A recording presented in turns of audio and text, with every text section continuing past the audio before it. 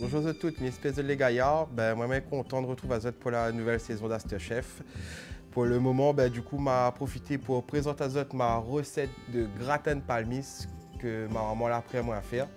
Donc pour cela, nous aurons besoin aujourd'hui, bien sûr, du palmiste, des oignons, du l'ail, du safran, du beurre, de la farine.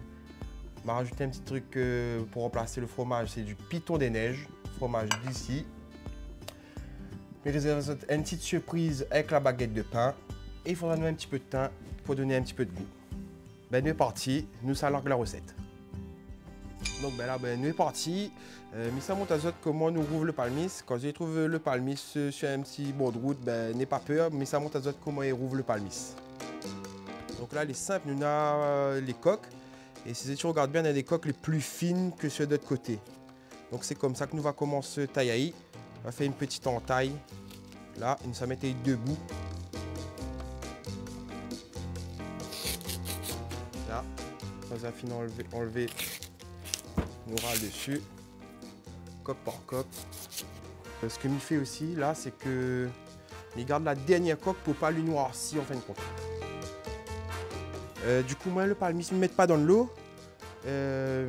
Voilà, en termes de qualité. En fait, qu'on nous garde la dernière coque. Et en fait, juste avant notre gratin, là, nous allons rousser les épices et nous tailler à la minute. Il n'aura pas le temps de noircir en fait. Là, nous est parti. Nous mettons un peu d'huile. La marmite est bien chaud. Assaisonner directement. Un peu de sel. On va faire transpirer un petit peu les oignons. Je viens rajouter un petit peu de l'ail.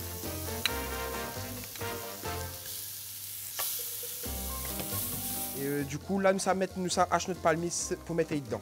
Alors, le palmis est en deux. On a le côté chou, cœur. Nous voyez par rapport au petit trait blanc là, mais je ne connais pas si vous voyez. Il est juste là. Donc là, c'est le côté du côté clé un peu plus dur du palmis. Et ça, c'est tout le côté tendre. Nous reconnaissons par rapport au petit trait blanc là.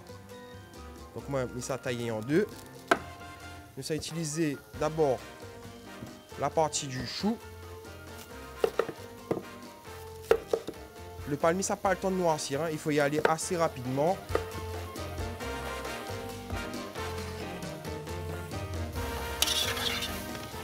Voilà, détournez bien. À ce moment de la recette, nous rajoute un petit peu de curcuma, 2 petites branches de thym. Et là, nous accueillons à l'étouffer. Bon, le couillac est un petit peu trop grand, mais bon, nous adapte à nous. Donc là, nous laisse 45 minutes à l'étouffer. Donc voilà, après 45 minutes, le palmis est cuit. Voilà. Donc voilà, là, nous allons mettre sur le côté et nous allons lancer la béchamel. Pour ça, il faut du beurre, de la farine, du lait et bien sûr, un fromage pays. Donc les simples, c'est un temps pour autant de beurre et de farine.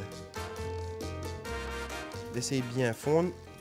Là, une fois bien fondu, on nous lâche la farine. Nous fouettons. Là, le mélange a blanchi. Alors là, nous mettons hors du feu légèrement et nous mettons le lait au fur et à mesure. Et nous fouettons en même temps. Là, aujourd'hui, moi, ça aromatise, bien sûr, avec le fromage pays. Mais à autres, si vous avez un petit peu de cumin, calopilé, tout ça, un petit peu. Hein. La texture est bien. Pas trop dure, légèrement onctueuse. Alors le fromage, tout simplement, soit nous prend une petite râpe ou une microplane et nous saignons râper dedans directement.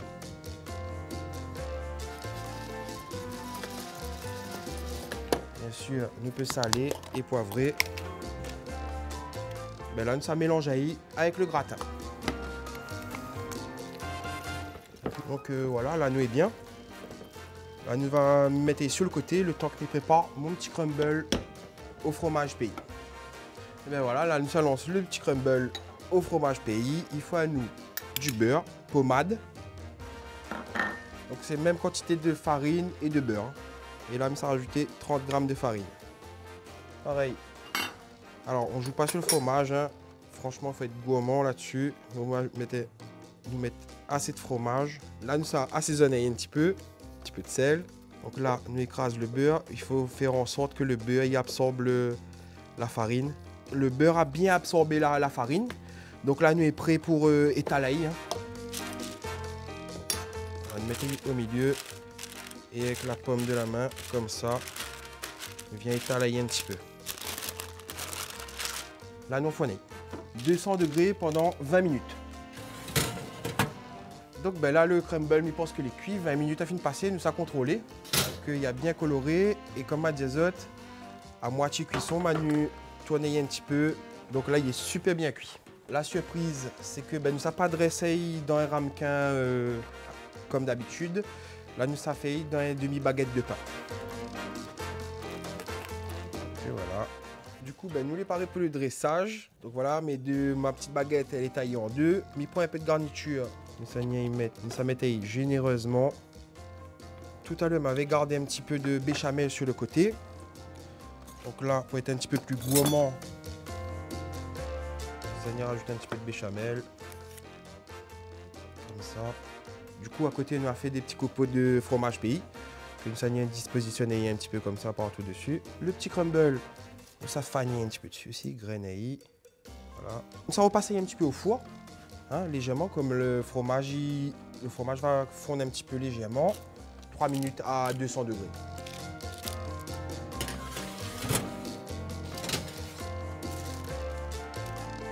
Du coup, voilà, le fromage a bien fondu. Je invite à Zot à refaire ça chez Zot et surtout à garder nos produits locaux, mettez en l'air, travailler à Zot façon, même à monter Zot à ma façon. Maintenant, mais laisse à Zot le libre choix de faire chez Zot.